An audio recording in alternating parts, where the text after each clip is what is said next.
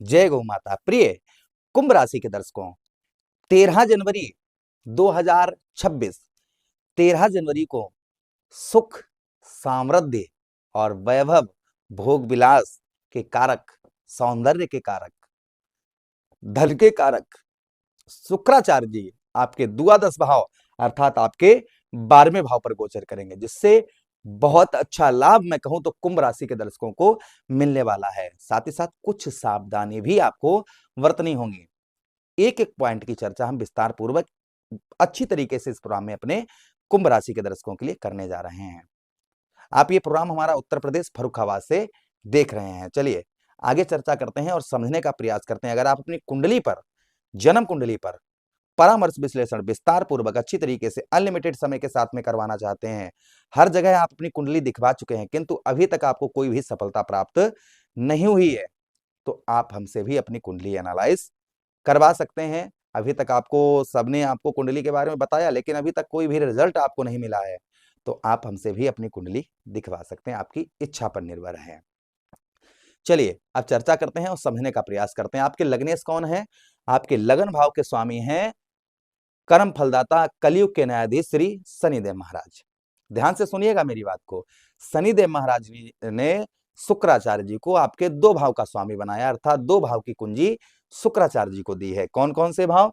एक तो बनाया है आपके ठीक कौन सा? आपके जीवन में सुखों के भाव का स्वामी, यानी कि भौतिक सुख साधन जैसे वाहन, प्रॉपर्टी, मकान, अन्य सुख, मित्र यारों का सुख, प्रेम प्यार का सुख, जमीन जायदाद का सुख, पैतृक भूमि का सुख, पैतृक धन का सुख, ये सब सुखों का मालिक किसको बनाया है? शुक्राचार्य जी को बनाया है शनिदेव महाराज ने, क्योंकि शुक्र और शनि में मित्रता बहुत अच्छी है दोनों ग्रहों में। दूसरा एक भाव और दिया है शुक्राचार्य जी को, जहां पर आप 7 नंबर लिखा देख रहे हैं, ये भी भाव किसको दिया है? शनिदेव महाराज जी ने शुक्राचार्य को दिया है। अब 2 भाव का स्वामी बनाया। अब ध्यान से सुनने वाली और समझने वाली बात यहीं पर है। जहां 7 नंबर आप लिखा देख रहे हैं, ये है आपके भाग्य का स्थान, आपके भाग्य का भाव है, और भाग्येश द्वादश भाव पर जा रहे हैं, जीवन में सुखों के स्वामी भी आपके द्वादश भाव पर जा रहे हैं, तो भाई कुछ तो थोड़ा बहुत नेगेटिव भी होगा, पॉजिटिव भी होगा। क्या क्या होगा? चलिए प्रोग्राम को प्रारंभ करते हैं और समझने का अब प्रयास करते हैं। शुक्र, पता क्या है कि अगर आपका शुक्र खराब हो जाए ना, तो ना तो आपको कोई सुख प्राप्त होगा, यानी कोई भी सुख आपको प्राप्त नहीं होगा, ना ही आपको सबसे बड़ी चीज कि आपको भाग्य का साथ आपको प्राप्त होगा, ना ही आपको भाग्य का साथ मिलेगा और ना ही कोई सुख आपको प्राप्त होगा। जिसका शुक्र उत्तम अच्छा होता है उसे सब सुख प्राप्त होते हैं। तो चलिए अब चर्चा करते हैं और एक एक चीज को समझने का प्रयास करते हैं। सबसे पहला प्रभाव जो आपको आपके ठीक द्वादश भाव पर आपको देखने को मिलेगा शुक्राचार्य जी का, यहां से आपको बाहरी स्थानों से बहुत अच्छा लाभ होगा।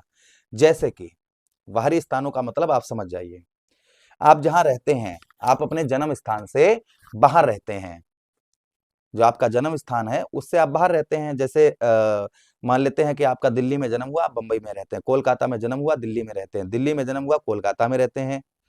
ऐसे अपने जन्म स्थान से आप बाहर रहते हैं, काफी अच्छा लाभ आपको इस बीच में देखने को मिलेगा।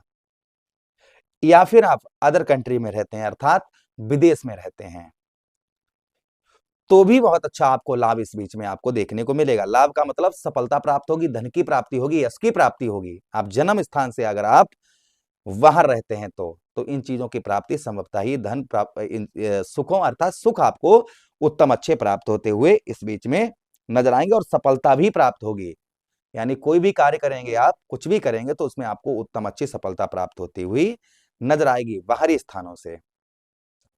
ये प्रभाव आपके ऊपर शुक्र का आपको देखने को सबसे प्रथम मिलेगा। अच्छा, उसी के साथ ही साथ आगे हम चर्चा करते हैं शुक्र की, जो प्रभाव शुक्र का और आपके ऊपर आपके द्वादश भाव पर आपको देखने को मिलेगा। इस बीच में आप विदेश जाना चाह रहे थे, फॉरेन जाना चाह रहे थे, वीजा वगैरह आपका पास नहीं हो पा रहा है, उसमें समस्या आ रही है, वीजा वगैरह में काफी दिन से आप ट्राई कर रहे हैं लेकिन किसी कारण बस आप नहीं जा पा रहे हैं, तो विदेश के आपके दौरे हो सकते हैं। यानी कि विदेश आप जाने की संभावना आपकी पूर्ण तरीके से बन जाती है कि आप फॉरेन वगैरह जा पाए। उसी के साथ ही साथ आगे हम चर्चा करते हैं विदेश के साथ ही साथ में और क्या चीजों का आपको लाभ होगा।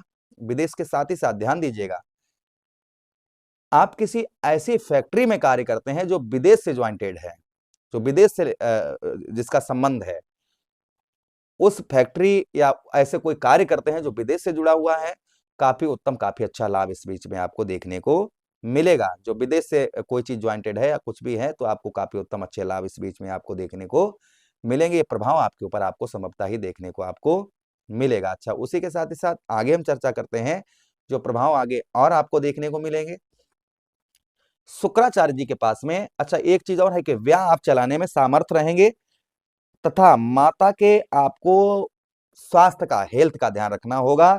थोड़ी मान सम्मान थोड़ा सा आपको कम प्राप्त हो सकता है, ये थोड़ा सा आपको ध्यान रखना होगा। अब देखिए, शुक्राचार्य जी के पास में एक दृष्टि भी है। कौन सी दृष्टि है? सप्तम दृष्टि है। सप्तम दृष्टि से शुक्र आपके कौन से भाव? आपके ठीक षष्ठम भाव को देखेंगे। अर्थात आपके कौन से भाव? षष्ठम भाव आपका किसका होता है? षष्ठम भाव आपके रोग का होता है, आपके ऋण का होता है और आपके शत्रुओं का होता है। रोग, ऋण और शत्रुओं का ये भाव होता है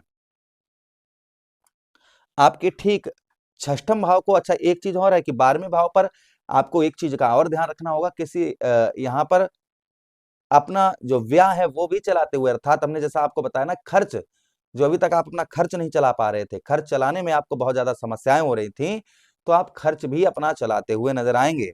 यानी कि अभी खर्च, जैसे बच्चों की पढ़ाई हो गई, आपके खर्चे हो गए और वो आप नहीं चला पा रहे थे, तो संभवतः ही आप अपना खर्च चलाते हुए इस बीच में नजर आएंगे। ये प्रभाव आपके ऊपर शुक्र का और आपको देखने को मिलेगा। अब षष्ठम भाव में दृष्टि पड़ने की वजह से जो लोग जॉबलेस थे, जिनको जॉब वगैरह प्राप्त नहीं हो पा रही थी, उनको जॉब प्राप्त होने की संभावना यहाँ पर बहुत ज्यादा बन जाती है कि उन लोगों को जॉब वगैरह प्राप्त हो। ये प्रभाव आगे शुक्र का और आपको ऊपर, अपने ऊपर देखने को मिलेगा। दूसरी चीज, शत्रुओं पर आपको विजय प्राप्त होगी। जो आपके दुश्मनों पर आपको अभी तक विजय प्राप्त नहीं हो पा रही थी, आपके शत्रुओं पर आपको विजय प्राप्त नहीं हो पा रही थी, तो संभवतः ही शत्रुओं पर आपको उत्तम अच्छी विजय प्राप्त होती हुई नजर आएगी। जो शत्रुओं पर आपको विजय प्राप्त नहीं हो पा रही थी, वह शत्रुओं पर आपको विजय प्राप्त होती हुई नजर आएगी। ये प्रभाव आपके ऊपर और आपको संभवतः ही देखने को मिलेगा। उसी के साथ ही साथ आगे हम चर्चा करते हैं जो प्रभाव और आपको देखने को मिलेगा शुक्र का यहाँ पर आपके ठीक कौन से भाव? आपके षष्ठम भाव पर।